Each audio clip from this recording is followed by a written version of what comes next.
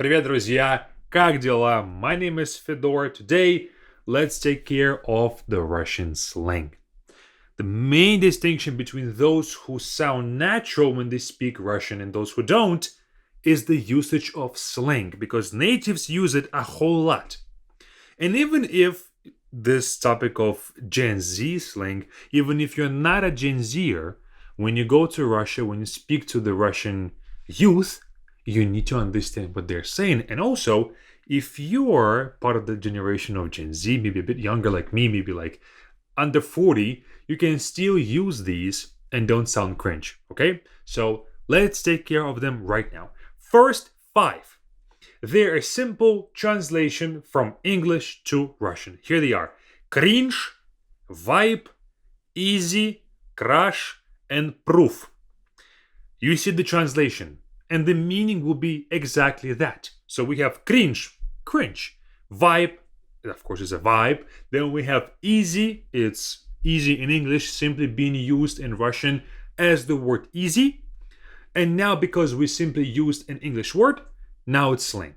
Then we have crush, of course, your crush. It's a person that you like. Maybe it's a celebrity crush, maybe it's a crush at school, doesn't matter. And proof is your proof of something. When you do something, you have to prove something.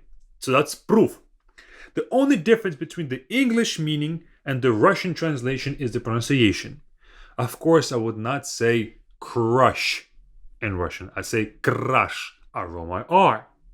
The same for others. So once again, so you can copy my pronunciation: cringe, vibe, easy, crush, and proof. Meaning is the same. You already know how to use them in Russian. You will not sound foreign if you use a foreign word with these five. Now, the next we have, we have, I think, 10 of the other slang expressions.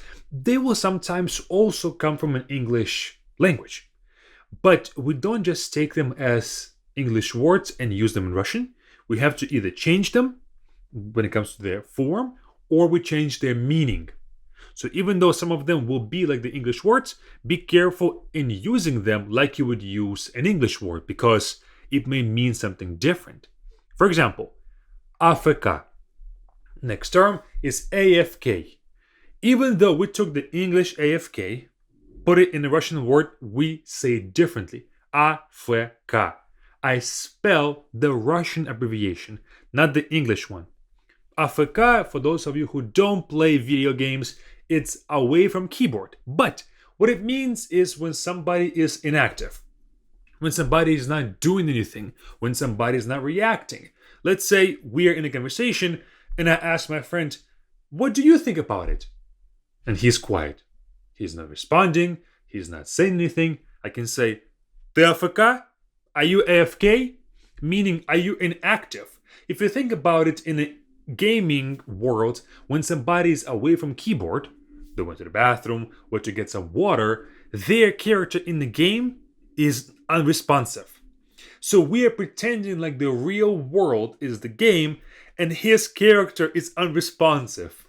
That's Africa. But in some other scenarios, it can be just describing a person who is not doing anything or inactive in other ways, more like figuratively, not actually physically. It can also be used like that. Now, before we move on, guys, I want to invite all of you to learn with Be Fluent app on Android and on iOS if you want to learn the real Russian. Not only are we teaching slang, that will be too easy, like a few lessons, but we go in depth with step-by-step process of learning the basics first, then complicating them so you guys can speak Russian to your family and friends and have fun as you're learning and as you're speaking to them. Languages should not be this daunting task. It should be fun because we are learning a new way of expressing ourselves. So it's a way to connect with people around the world. So we are doing that with Be Fluent app, and we are connecting you guys to your loved ones and to your friends or potential friends in the future. Check it out with the first link in the description, and it's free for 3 days for a free trial. Check it out. If you don't like it, you can always opt out. Back to our slang. Next one is baza. Now, baza, for the first time in this video, we're not gonna use an English reference. Baza is used when you say something, let's say, and it's so true to the foundation of something that I'm saying like, oh, that's the truth. That's the truth. Baza. When, let's say, your friend is asking you for financial advice and you give them the foundational things like don't overspend, maybe make more money, and they can say, это база. That's very true to the core. That's something that's super core-like.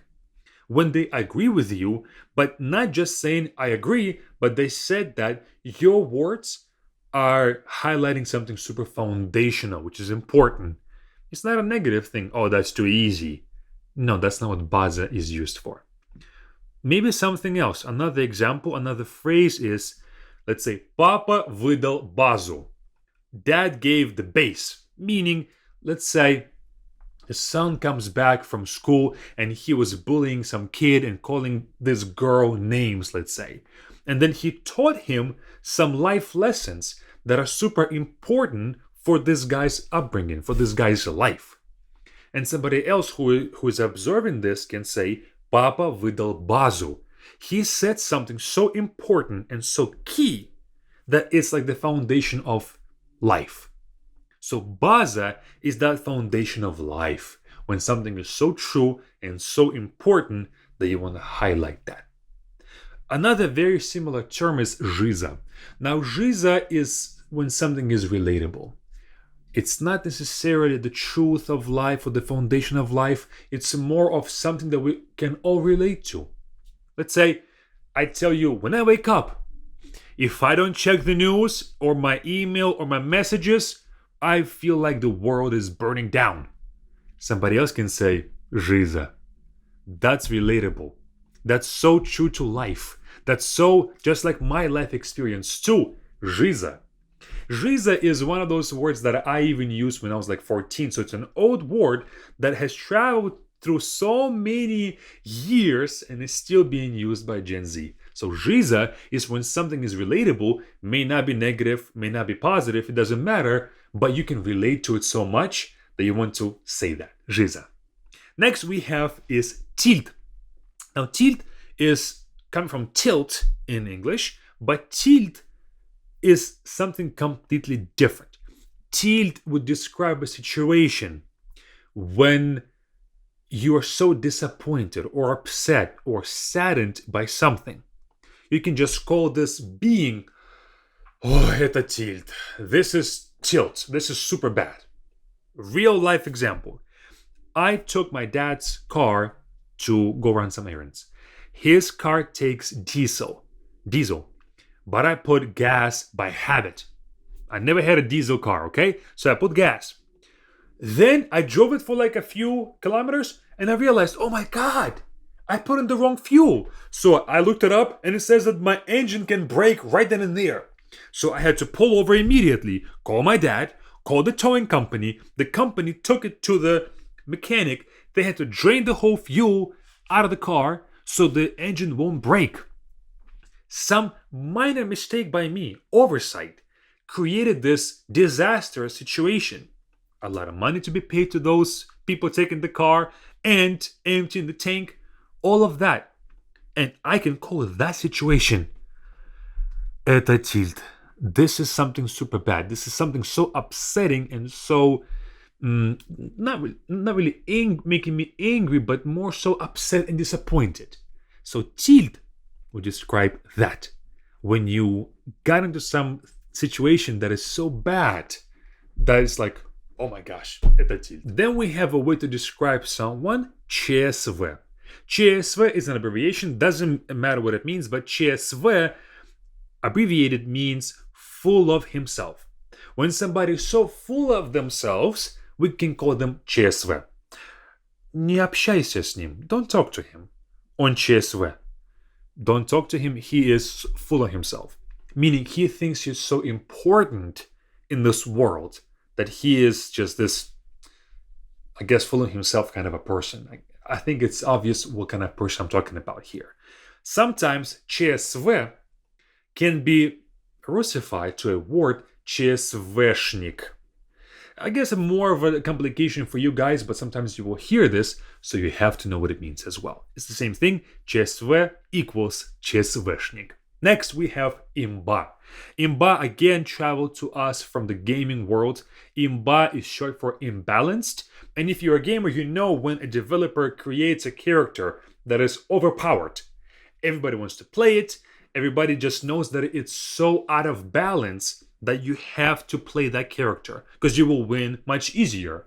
And so this same word imba traveled from the gaming world onto the real world.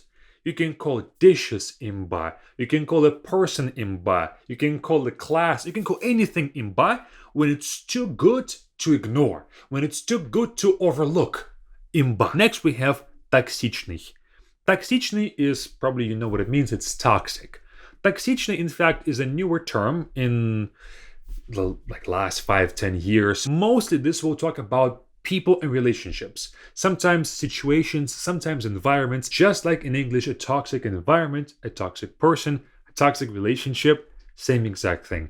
Токсичный means that. The last three words for today also came to us from English, but do not use them as the English words because they have changed their meaning slightly. And well, let's talk about it. We have криповый, сасный, трэшовый. Криповый, сасный, трэшовый. Криповый came from creepy, сасный, sassy, трэшовый, trashy. Криповый, creepy.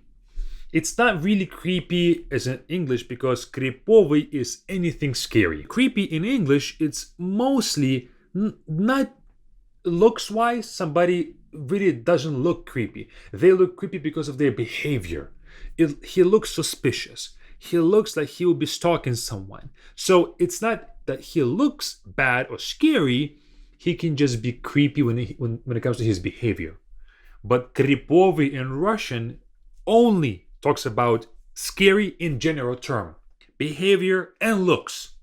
So we can call a movie криповый, we can call a person криповый, we can name, I don't know, maybe like music being creepy as well, криповый.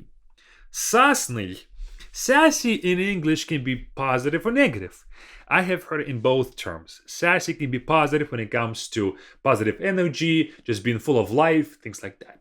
Sassy can be when somebody is talking back, somebody is being impatient, etc. Sometimes it's even a bad term to call a guy sassy too. Well, we're not going to get there. But сасный in in Russian, only means the positive things. When somebody is dressing nice and they're full of energy, full of life, full of laughter, and sometimes even sexy. People can refer to a sexy person as сасный. So сасный in Russian doesn't have as many negative connotations as the English word sassy can have.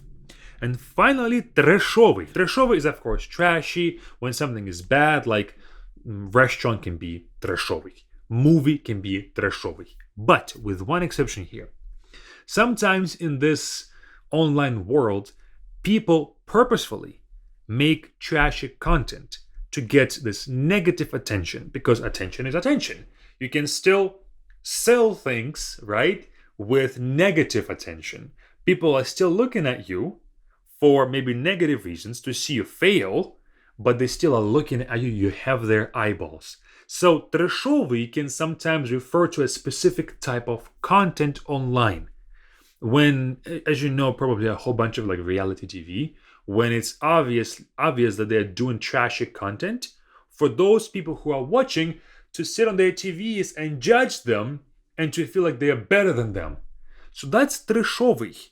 Trashy doesn't really convey that as much. So трэшовый has a bit of a added meaning to it. That is all for today. That's all the slang for today. As you can see, it's not only new words that Russian creates, it's also borrowing from English while modifying something like the forms or the meaning slightly, because once the word is borrowed, then the culture will kind of digest it and create its own creature, its own word.